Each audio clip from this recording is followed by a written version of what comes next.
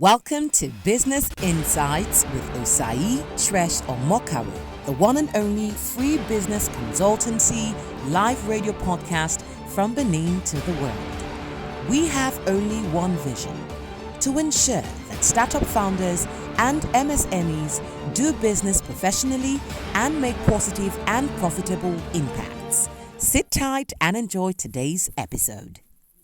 Hello, good morning, listeners at home, viewers on IG Live. You're welcome.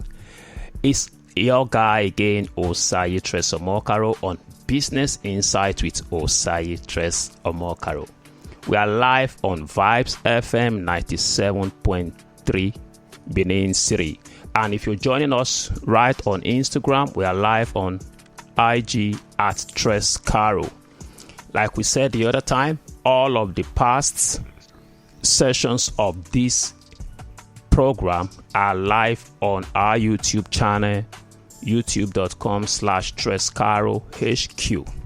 So today we're kicking up a new series, what we have titled Business Systems and Structure for Growth and Scale. First of all, I want to talk about the difference between growth and scale. Both of them represent expansion. But growth is expanding almost at the same rate where your expenses expands as your growth expands, as you building more branches and all of that. But scale is something that happens, for instance, from one place, you are able to reach out to more clients, more customers, and you're not necessarily having to incur more expense. It means your growth does not grow with your expense. So it's actually possible, for instance, for a bank to grow. The bank will have to have multiple branches. It means the bank is going to have a branch in some. Every time the branch wants to grow into a new location, the bank will need to build, we need to hire new staff, we need to erect new sets of ATMs and all of that. That's growth. For every area they cover, they spend more money. But a tech-enabled bank, for instance, like some we have around, that operate from one office, covers an entire nation, scale into other nations, still operating from one office. So they are getting to attract more clients, not necessarily spending more money. So that's the difference between growth and scale. And part of what makes all of that possible is business systems and structure. So today we're going to be looking at various questions you must answer. Today what I decided to do, which is the part 1 of this series, I titled it Your Business Diagnosis.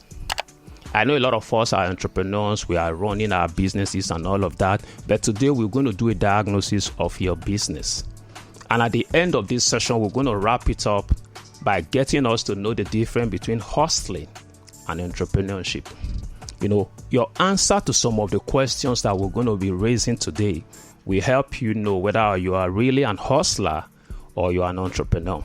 Because truth is, I realize that nothing sustainable is built without a framework. Even God will not create humans without a skeleton. God had to form the skeleton before he breathed into us. So everything sustainable is built upon a framework. That framework is what we call structure. Then the system that operates the framework. All of these are some of the things we're going to be talking about today. So first of all, let's diagnose. Let's know where our various businesses are. Then we'll take it off from there, possibly subsequent weeks. Okay, the first question I want to ask is what I call the vision clarity question. First, do you have a clear idea of what your business will look like in another 5 years, 2 years, 10 years, 20 years? If you don't, you most likely may not be in for the long run. Because if you are in for the long run, you must have a documented pathway that tells you where you want to be in the next 2 years, tells you where you want to be in the next 5 years, tells you where you want to be in the next 10 years. Please note, everything doesn't have to be perfect, but you just need to have an idea of where you're going. Of course, nothing says that you cannot alter as you go, but have a clear-cut picture of where you are going. So vision, clarity question. You must answer that question before you start. There's a saying that an average Japanese company has a 100-year goal already written. So you can understand why most of them are succeeding. Then the next question you need to also answer is what I call a business continuity question. Do you have an emergency response plan for all the foreseeable and unforeseeable occurrences that may occur in your business? The COVID-19 struck. The entire world was on a lockdown. Some business thrived better. Some survived as if they were prepared for it. So many died. So if that hits the world while you were alive, it will be gross misconduct on your path for you to say I'm in business and not ask yourself what happens in the event of things like a lockdown. What happens in the event of an earthquake? What happens in the event of an unexpected rainfall? What happens even in the event of an unexpected influx of funds?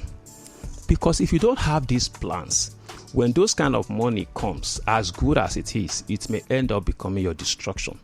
So, business continuity plan. What happens if for any reason a very highly talented staff just choose to walk away? What happens is if your co-partner decides to say, I'm no longer interested? So all of these plans must be in place. These are part of the systems and structure you must have. Then the third question is what I call the sustainability question. If anything happens to you today, can your business sustain your family and the families of your staff? If for any good reason you happen to be taking off this business, can this business continue to sustain your family, sustain the families of your staff? Your answers to all of these questions tells how well structured your business is. So business in reality is not something to play with. It's not something to assume. I used to say this in trainings and seminars. Business is not what you think. Business is what is. You must be certain as to what is and work with that. Then the fourth question is the absence question. For instance, like I think I've said this in one of my sessions, that if you cannot travel out of your business for 30 days to 90 days and your business still continue to run, you are not yet an entrepreneur. So that's the same question I'm posing to you today. If anything good happens and you need to leave, because I realize that a lot of us entrepreneurs don't take leave anymore, because we believe that without us the business will die. It's not just a belief, it's because it's the reality of our business. It's part of the reasons we can't look back to look at a Nigerian company that has been there for 200 years. But meanwhile, we see companies in other clans where you see fourth generation of the family still running the business. Part of what makes that happen is what we are going to be talking about in the subsequent series. So number 5 question I'll be asking is what I call the team efficacy question. Do your team members or staff know exactly what to do, how to do it, and when to do it without necessarily coming to ask you questions? If they don't, it's a sign of danger. It's part of the reason why you cannot be excused from your business, because when you are out, nobody practically knows what to do anymore. Then the number 6th question is what I call the product efficacy question. If your current most prized products that generates majority of your income gets crushed either by government policy or gets taken down by technology, can your business still continue to generate the level of income it's generating now? These are questions that help you to take a deep look at your products and your services. Then the fifth one is income and expense tracking question. This is one place a lot of us are having a whole lot of problems. If I ask you, for instance, to tell me every money that have come into your business from just January to March, we are in April now, for these 3 months, every money that comes into your business, what you did with it, can you give account of all of this? If you cannot, it also signifies danger. Then the other question I want to ask is product development cost question. How much does it cost you to attract one customer to your business? I was in a conversation with one of my clients recently, and we began to look at the expenses. What does it cost to market these people? What does it cost to consummate the products that they want? What does it cost to get them to pay for it? If you don't have this documentation, you will just be happy that money is coming into your business. But one day you look back and you find out that there are expenses you need to make and you don't have enough to make it. That's where we Africans, we say your village people. So if you want to avoid your village people, the cure is having a sound business system and structure in place. The ninth question I'll be asking is about live training for your staff. Yes, I understand that a lot of us know that we need to train our staff, but our focus on such training is training on the job. But the question I want to ask you, what do you have on ground to train your staff to be a successful person in life? Something outside of the work, because they know that when you're training them on the job, there's this assumption you're training me to deliver more value for you. But what about training for their life? Imagine you have to train your staff on parenting. Remember, if your staff, your female staff or male staff is having a problem at home, it will affect their deliverables on your job. So have you tried to train your staff on financial literacy, money management?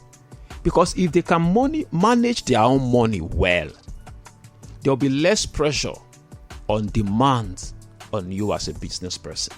So while I appreciate the fact that you have a training program all laid out to train your staff on how they must deliver the best of value on the job, you must have a program in place also to empower your staff to be a successful person, because only successful people can help your business become successful. Then the final question along this conversation will be what I call the upward personnel projection. Do you have an idea of the kind and the caliber of staff you will need for the next level of your business? You aspire to grow as a business person.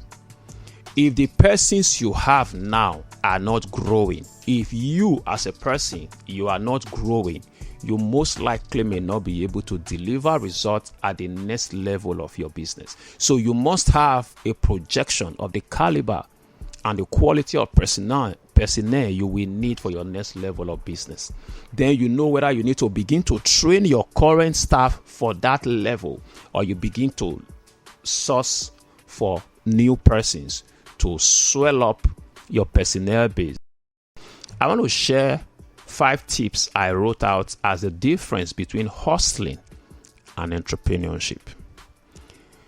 One of the first things you know with an entrepreneur is that an entrepreneur has a long-term perspective. An hustler is concerned about how can I make money today? How can I make money today? An entrepreneur focuses on the long term. How can we accumulate enough value for our customers and in return, we make value from our customers. But an hustler is thinking of today. What gives him the best of value today is what he longs for. Then the second distinction between an hustler and an entrepreneur is a strategic planning. Strategic planning. An hustler doesn't necessarily bother about planning. All that matters to an hustler is how best he can survive today. How best he can survive today. If you have a long-term perspective, if you have developed a goal, you have to plan on what to do to execute on a daily basis to be able to achieve that goal. But an hustler is only concerned about here and now, no strategic planning. Then an hustler earns from the work he's doing, but an entrepreneur earns by building a system. An entrepreneur earns by building a system. So what we're talking about today, systems and structures for growth and scale, is part of the things an entrepreneur does. If you do not have that in place, yes, it's good to start as an hustler, but that must be the aspiration. The goal is to build systems and structures so you can have your life back. Because if I ask you, why exactly did you stop your 9 to 5 to pick up the entrepreneurship line of career? You're going to tell me part of what you want to have was to be able to get your life back. You want to be able to own your life. You want to be able to be where you want to be, when you want to be, and how you want to be. And you want to be able to earn a lot of money doing all of this. But the truth is, if you do not operate like an entrepreneur and you focus on hustling, you practically may never be able to achieve that dream. So if you must be able to achieve that dream, you must build a system and earn from your system, not necessarily earning from the day-to-day job. In fact, someone said it's animalistic for you to not be able to eat until you walk. It's an animal that will go out in the morning, look for what to eat, finish it, go back to sleep, wakes up the next day looking for what to eat again. We are humans. We are made in the image and the likeness of God. In fact, there's a prayer in the Bible that says, give us this day our daily bread. It means asking God to give you something today that takes care of you perpetually. That's a system. That's a system. It's not godly that you cannot eat every day because you did not work that day. There must be a system in place that takes care of you. That's entrepreneurship as opposed to hustling. The entrepreneur envisions and manages those who do the work. The entrepreneur's call is not to perpetually do the work. His call is to be able to put the right team in place, encourage them, inspire them, manage them, and get them to execute on the vision and the mission of the organization. And in doing that, they are able to deliver value. They are able to deliver services to the organization, to the customers, and in return, they all get paid for it. Then finally, an entrepreneur have a documented process flow. Hustlers don't bother about a process flow. An entrepreneur can reproduce their products, their services, irrespective of the absence or availability of a particular staff. Why? Because the process is not dependent on that staff. Instead, the process is already developed. It's part of the outcome of building systems and structures. It's part of what we do at the Tres Omokaro Systems and Solution. What we do is that we help you put all of these structures in place that help you as an entrepreneur to have a life so you are able to live and yet your business is making positive and profitable impact.